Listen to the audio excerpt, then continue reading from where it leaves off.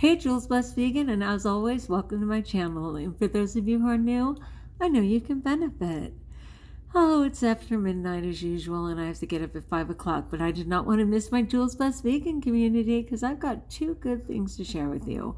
One is a fantastic quote, which kind of lets people off the hook a little bit when they're totally distraught over continuously falling back, if you will. And I know people say that we trip forward, that we trip our way to success. I trip so much I have to wear bubble wrap every time I leave the house. You know what I mean? But I thought this was a really good one because I am an optimist by nature, and sometimes to a fault. Like I get out of the reality and just kind of hang out in that realm of hope. But there are reality checks along the way. So for me, every time I start to brag or boast about something incredible or something I've overcome or how I'm never ever gonna blink again, instead of the saints come marching in, Satan and all his minions show up going, yeah, let's see if she falters now. And I'm like, seriously, you guys, that's messed up.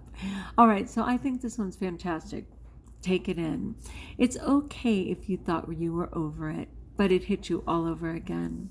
It's okay to fall apart even if you thought you had it under control. You're not weak. Healing is messy, and there's no timeline for healing. Healing is messy and there's no timeline for healing. It doesn't suggest that we shouldn't make goals or have some set points along the way that we're going to strive for. Absolutely. But if you happen to proclaim, like I so often do, that I'm never ever going to do blink again, not only is there a chance that I will, and sooner rather than later, but I need to know that it's okay to fall apart, even if I thought I had it under control. Because it doesn't mean I'm weak.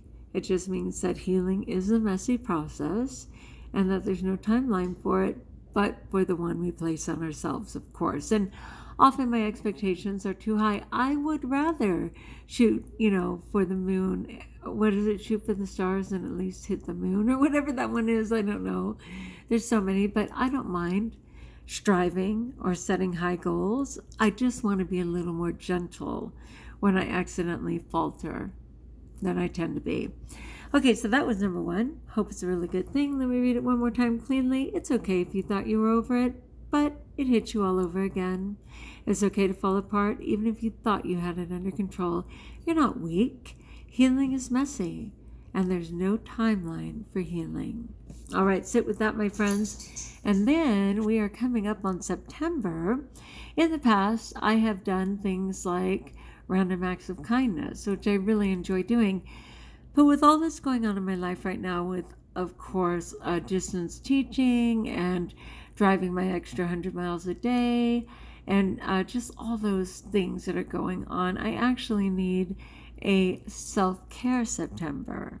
So for our daily intention, it's going to be self-care. And yes, inevitably, a couple of times, that will mean doing things for others, because in doing things for others, we are caring for ourselves. But mostly, it's a bunch of free daily intentions that help you show self-care. So this is Self-Care September. I love it. As always, I give it one day before. So tomorrow's the 31st.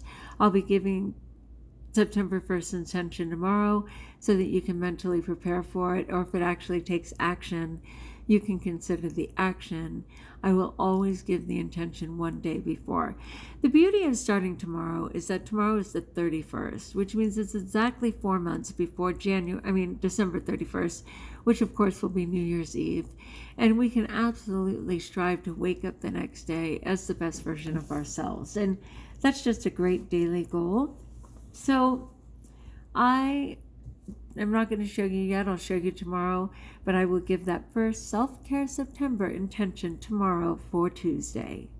I am definitely a work in progress, people. No doubt. From not mastering what time I need to go to bed to dealing with what feels like those fake vampire teeth at Halloween. And every second I think, oh good, I should take them out. Oh yeah, I have to leave them in. Oh, wow, what are these? Oh, yeah, I have to leave them in. Oh, my goodness. I'm trying to be so patient with this Invisalign. Seriously, I almost believe that I should have just gone with the wire mouth, but whatever. On a side note, because you can't have them out for more than 4 hours a day, I've just been doing mega, what's it called? Don't tell me. Intermittent fasting with a 4 hour window. So like 20 hours of not eating and having a 4 hour window, usually between 5 and 9 or 4 and 8 o'clock. I know that seems extreme and crazy, but trust me, I still get my 14 to 1600 calories in, which is my program. Don't let that be yours.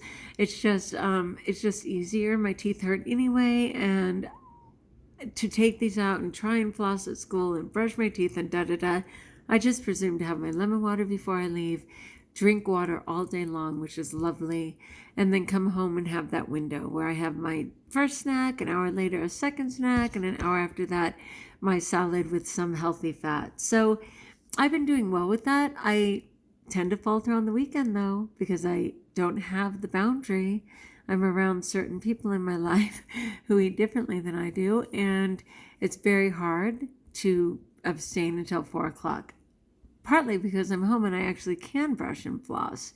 It's not a first-class crime, but it's not ideal. So, as you know, I've continued to do my stickers like most of us have, and this is to appease our inner child who can become a monkey mind and cause a lot of trouble if you're not careful. But you can see I have a couple, and I think my hand's covering it, a couple of red boxes. Mostly, though, are you kidding me? Out of 31 days, to be clean for 28 of them is a miracle, right? So I will fruit on, I will veggie on, I will healthy fat on, and I will try and trust the process. But I'm just saying, that's kind of where I'm at right now. I'm just offering things up in prayer. I am just intermittent fasting for 20 hours. I'm enjoying my 4 hours. I'm going to try and figure out my weekends a little bit better, so that I don't tend to go crazy. There's no reason for it if I'm keeping food in its place. All right, join us if you haven't. Subscribe. Let me know in the comments below how I may support you, especially in prayer. And until we talk again, I'm really looking forward to that self-care September, and I will most certainly see you tomorrow.